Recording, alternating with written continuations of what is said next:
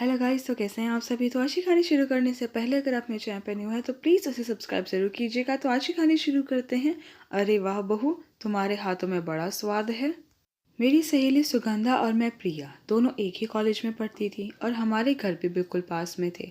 सुगंधा जितने पढ़ने में होशियार थी उतने ही घर के कामों में सुघड़। सब उसकी माँ को अन्नपूर्णा कहते थे और वही स्वाद सुगंधा के हाथों में भी था। बेटी को माँ की आदतें विरासत में मिली थी। उसकी माँ कोई भी घरेलू काम करती, चाहे अचार बनाना, खाना बनाना, बुनाई करना, जब भी टाइम मिलता उसे अपने साथ काम में लगा लेती। कहती, बेटा जैसे पढ़ाई अपनी जगह ज़रूरी होती है वैसे ही गृहस्थी के काम भी आने ज़रूरी होते हैं।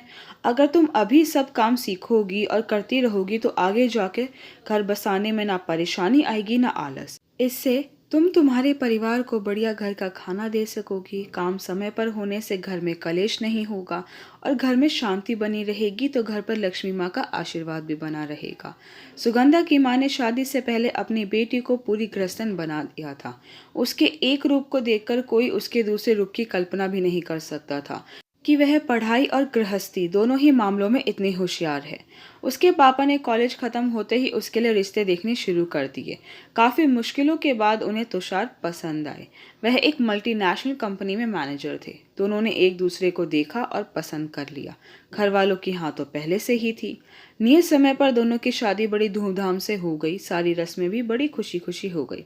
तुषार की माँ यशोदा और छोटी बहन नीलू दोनों सुगंधा के कमरे में आए तो यशोदा जी कहने लगी, बेटा अभी सारे रिश्तेदार घर पर हैं। तुम्हारी बुआ सास, ताई सास, चाची सास, तुम्हें सबके सामने ही पहली रसोई का नेक करना होगा। खाना भी वह खुद ही बताएंगी कि क्या बनाना है। बेटा संभल कर, इस समय सब नीचा दिखाने के ताक में रहते हैं। घबराना मत, जितना मुझसे हो सकेगा मैं तुम्हारी मदद करने की कोशिश करूंगी। ठीक है मम्मी जी, आप चिंता मत कीजिए, मैं कर लूंगी।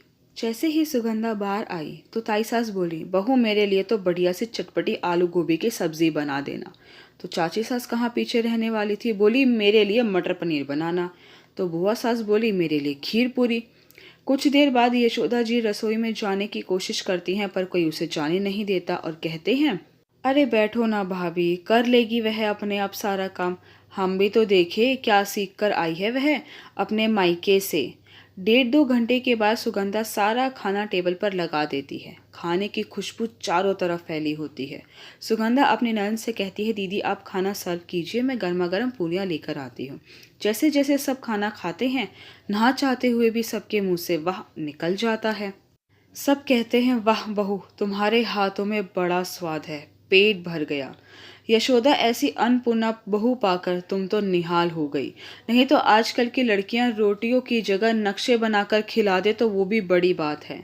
सब सुगंधा को पहली रसोई का नेक देते हैं और यह देखकर यशोदा जी की आंखें खुशी से भर आती हैं कि सब बहू की कितनी तारीफ कर रहे हैं।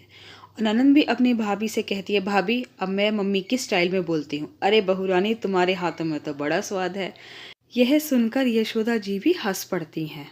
आई होप गाइस कि आपको मेरी वीडियो पसंद आई होगा। अगर आपको मेरी वीडियो पसंद आई है तो प्लीज़ उसे लाइक ज़रूर कीजिएगा, शेयर कीजिए, मुझे कमेंट करके बताइएगा कि आपको मेरी वीडियो कैसी लगी।